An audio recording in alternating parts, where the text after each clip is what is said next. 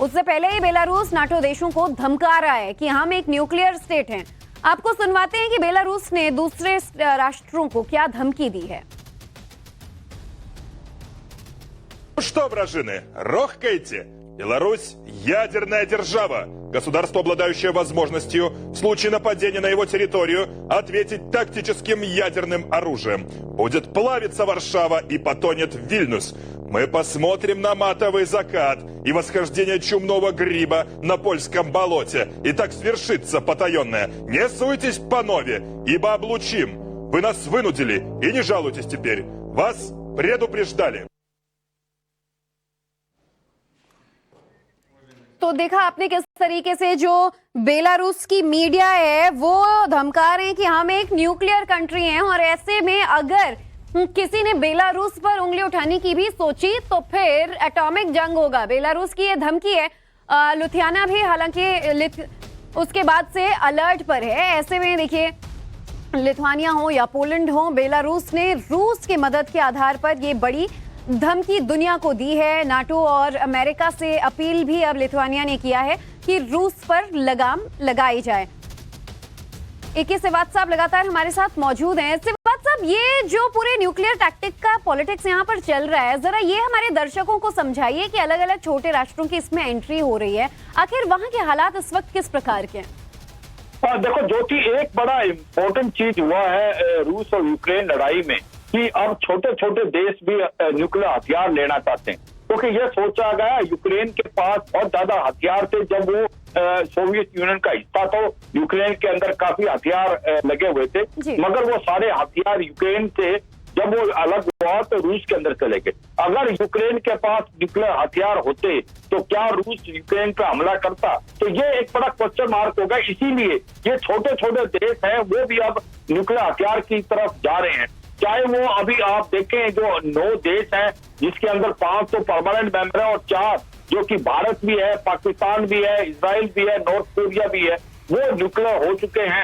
अब ईरान जा रहा है इसकी तरफ या और देश जाएंगे, क्योंकि सच्चाई है कि एक न्यूक्लियर हथियार एक ऐसा वेपन बन गया है कि वो डेटरेंस है, एक प्रकार से डेटरेंस है। मगर ये जो पोलैंड को वार्निंग दी जा रही है, लिथुआनिया को वार्निंग दी जा रही है, ये एक टैक्टिस है रूस की। ये प्रेशर टैक्टिस है कि आप अगर मदद करेंगे यूक्रेन को तो बेलारूस के हम टैक्टिकल न्यूक्लियर हथियारों से आपके ऊपर हमला कर सकते हैं। तो ये सच्चाई है। लिथुआनिया जो है उसका बॉर्डर भी रूस से मिलता है। ये लातविया, इस्टोनिया, लिथुआनिया ये बाल्टिक स्टेट है जो पहले सोवियत यूनियन का हिस्सा होती थी, जिस प्रकार से यूक्रेन था। तो ये मुझे लगता है सब का सब एक टर्निंग इफेक्ट हो गया है पूरी इस लड़ाई के कारण। एक तो छोटे देश जो है जो कलेक्टिव सिक्योरिटी में आना चाहते हैं, जैसे स्वीडन और फिनलैंड है, वो इंडिपेंडेंट रहना चाहते थे, वो नेटो में नहीं शामिल होना चाहते थे, अब वो भी नेटो में शामिल होना चाहते हैं। इसी प्रकार वो देश जो है अपने हथियार ले रहे हैं, काफी छोटे छोटे देश, और न्यूक्लियर जाने की होड़ लगी है। तो ये एक बड़ा नुकसान हुआ इस यूक्रेन वार से। और जिस प्रकार से बेलारूस के अंदर अगर टैक्टिकल न्यूक्लियर हथियार लगाए जाते हैं तो ये पूरा गेम चेंज कर देगा, क्योंकि ये एक बहुत बड़ी वार्निंग होगी पोलैंड को भी, रोमानिया को भी, बाल्टिक स्टेट को भी कि कहीं रूस टैक्टिकल न्यूक्लियर का हथियार इनकी तरफ तो नहीं कर सकता। बिल्कुल, लेकिन क्या ये रूस की सिर्फ इस वक्त एक साजिश है कि दूसरे देशों को किस तरीके से न्यूक्लियर वेपन्स के दम पर डराया जा सके? बने रहेगा सेवात साहब। इस दौरान जो एक और बड़ी खबर आ रही है, बेलारूस की धमकी के बाद लिथुआनिया अलर्ट मोड पर आ गया है। लिथुआनिया के नाटो और अमेरिका से अपील सामने आई है।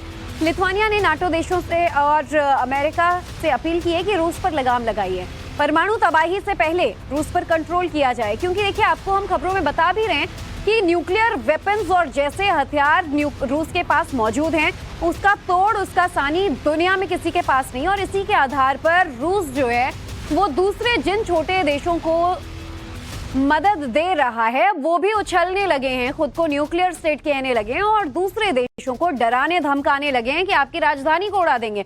तो इस बीच अब आपको ये बता दें कि लिथुआनिया के प्रेसिडेंट को ऐसा क्यों कहना पड़ रहा है, इसका सीधा कारण है बेलारूस में रूस के न्यूक्लियर हथियारों की तैनाती। लिथुआनिया बेलारूस से करीब 680 किलोमीटर के बॉर्डर लाइन पर है और इसलिए भी लिथुआनिया का डर जो है वो यहाँ पर जाहिर सी बात है माहौल बन रहा है डर का। अगर पुतिन ने किसी नाटो देश पर हमला किया तो पहले मुल्कों की गिनती में लिथुआनिया भी आता है। आपको हम यहाँ की जो ज्योग्राफिकल मैप के जरिए लोकेशंस हैं ये भी समझाते हैं। दरअसल रूस से बहुत ज्यादा दूरी नहीं है। रूस से लगा ये यूक्रेन जहां जंग के हालात हैं, और यूक्रेन से महज 600 किलोमीटर की दूरी पर बेलारूस है। तो अगर रूस की तरफ से न्यूक्लियर अटैक किया जाता है तो देखिए बेलारूस पर सबसे ज्यादा खतरा मंडरा रहा है। हालांकि बेलारूस ने इसीलिए न्यूक्लियर वेपन्स की मांग रूस से कर ली है। पोलैंड को, लिथुआनिया को चेता दिया है कि बेलारूस पर उंगली उठाने की कोई और जो देश हैं वो सोचे भी ना। तो वॉर जोन से लगातार जो चौंका देने वाली खबरें हैं वो आ रही हैं, और अब हम आपको ये मैप के जरिए समझा रहे हैं। ये देखिए किस तरीके से पुतिन का जो न्यूक्लियर प्लान है ये यहाँ पर देखने को मिल रहा है। दरअसल रूस के हमले से ये तमाम वो छोटे छोटे देश हैं जिन पर खतरा एटम बम का, न्यूक्लियर हमले का, वो मंडराने लगा है। यूक्रेन, ये जो पूरा हरा जोन आप देख रहे हैं, वैसे ही जंग के हालातों का सामना कर रहा है। लेकिन बेलारूस ने अब अपने यहाँ न्यूक्लियर वेपन्स की अगर तैनाती कर ली तो इसके आसपास के जो छोटे छोटे देश हैं जिसमें पोलैंड, लातविया और लिथुआनिया सबसे करीब हैं, इन पर खतरा मंडराएगा। तो खबरों में आगे बढ़ते हुए देखिए यूक्रेन वॉर में पहली बार यूरेनियम की एंट्री हो गई है। बड़ी खबर इस वक्त की, यूरेनियम शेल्स की ट्रेनिंग की जा रही है। जो चैलेंजर टैंक्स हैं इनसे यूरेनियम दागने की ट्रेनिंग की जा रही है। क्लासिफाइड डॉक्यूमेंट से ये बहुत बड़ा खुलासा हुआ है कि अब टैंक से यूरेनियम दागा जाएगा। यूक्रेन वॉर में पहली बार अब यूरेनियम की भी एंट्री हो गई है, और बताया जा रहा है कि जो शेल्स दागे जाएंगे अब उसमें यूरेनियम का इस्तेमाल किया जा सकता है। इसकी ट्रेनिंग भी हो गई है चैलेंजर टैंक्स के जरिए, और ये खुलासा क्लासिफाइड डॉक्यूमेंट्स के आधार पर हो रहा है, यानी कि पुष्टि हो चुकी है इस खबर की। यूक्रेन वॉर में ऐसा पहली बार हुआ है जब ऐसे खतरनाक यूरेनियम शेल्स का इस्तेमाल किया जाएगा, और चैलेंजर टैंक से यूरेनियम दागने की ट्रेनिंग दी जा रही है। युद्ध में यूरेनियम शेल्स की जो पूरी स्टोरी है वो क्या है ये आपको बता देते हैं। दरअसल यूक्रेन को डिप्लेटेड यूरेनियम की ट्रेनिंग ब्रिटेन दे रहा है। ब्रिटेन में चैलेंजर टैंक्स के साथ यूरेनियम शेल्स की ये ट्रेनिंग दी जा रही है।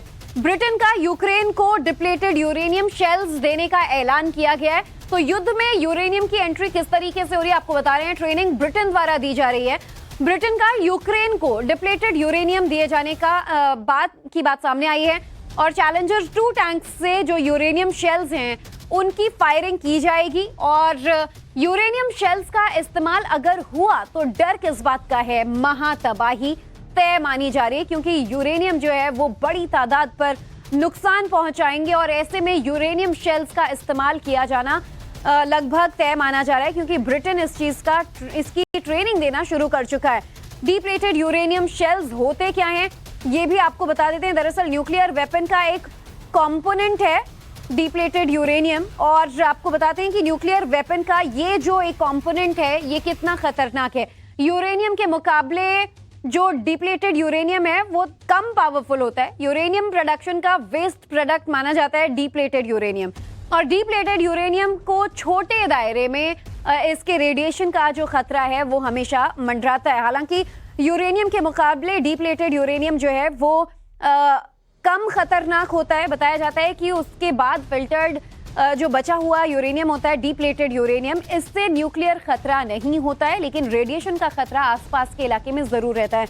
2014 में अमेरिका ने इराक में डिप्लेटेड यूरेनियम का इस्तेमाल किया था, और इससे काफी तबाही भी मचाई थी। तो अब न्यूक्लियर वेपन का एक कंपोनेंट जिसे कि यूरेनियम माना जाता है, अब इसे भी इसका इस्तेमाल किया जा रहा है। के सेवात साहब लगातार हमारे साथ मौजूद हैं। सर, आप तो इन सारी चीजों की बारीकी से समझ रखते हैं, जरा हमारे दर्शकों को बताइए कि यूरेनियम, डिप्लेटेड यूरेनियम के अंतर, और अगर जंग में इसका इस्तेमाल हो गया तो किस तरह की महातबाही का इशारा किया जा रहा है। देखो, बहुत ही ऐसे समझना पड़ेगा, जब हम इनरिच करते हैं यूरेनियम वो 95% से ज्यादा होता है तो फिर उसको हम न्यूक्लियर वेपन में लगाते हैं। मगर जो यूरेनियम बच जाता है, जो यूज नहीं होता, उसको डिप्लेटेड यूरेनियम बोलते हैं, जो जिसके अंदर एफिशिएंसी बहुत कम होती है। उसका इस्तेमाल ब्रिटेन करता है शेल बनाने में, क्योंकि इसकी जो मास है 5 गुना ज्यादा होती है दूसरे मटेरियल से, इसलिए डिप्लीटेड जो यूरेनियम उसको यूज किया जाता है शेल बनाने में। जो शेल बनता है वो बहुत पावरफुल बनता है, क्योंकि वो इतना भारी होता है कि किसी भी आर्मर में वो घुस सकता है। इसका मतलब टैंक टू टैंक लड़ाई हो तो दुश्मन के टैंक के अंदर घुसना, बंकर के अंदर घुसना आसान है डिप्लीटेड यूरेनियम के शेल को, और ये ब्रिटेन चैलेंजर 2 में इस्तेमाल करता रहा है। अब जो कह रहे हो आप ट्रेनिंग के लिए, तो जो क्रू था यूक्रेन का वो पहले ही ब्रिटेन भी जा चुका है, जर्मनी भी जा चुका है और यूएस भी जा चुका है, और वो टैंकों की ट्रेनिंग कर रहा है। इसका मतलब ये है जहां पर डिप्लेटेड जो शेल चैलेंजर 2 में इस्तेमाल होंगे वो टैंक अभी आने वाले हैं यूक्रेन में, और उनकी ट्रेनिंग जो यूक्रेन के क्रू है वो कर चुका है। और डिप्लेटेड यूरेनियम एक बहुत ही घातक है।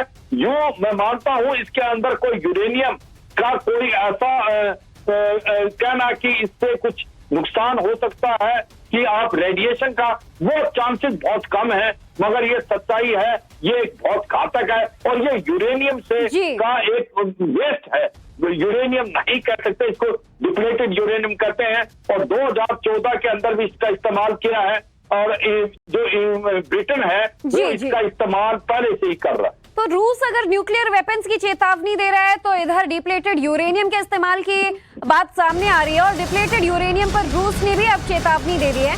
यूरेनियम पर रूस ने ब्रिटेन को यह चेतावनी दी है कि यूक्रेन को यूरेनियम दिया तो हम करारा जवाब देंगे। न्यूक्लियर बारूद इस्तेमाल कर रहा है वेस्ट, और न्यूक्लियर बारूद यानी कि जो डिप्लेटेड यूरेनियम का इस्तेमाल किया जा रहा है, इसे लेकर आरोप लगाया है वेस्ट पर, ब्रिटेन पर रूस ने कि यूक्रेन को इसका सप्लाई करना बंद करे, नहीं तो अंजाम भुगतना होगा। यूरेनियम शेल्स पर रूस की विदेश मंत्रालय की प्रवक्ता मारिया जखारोवा ने क्या कहा, पहले आपको ये सुनवाते हैं।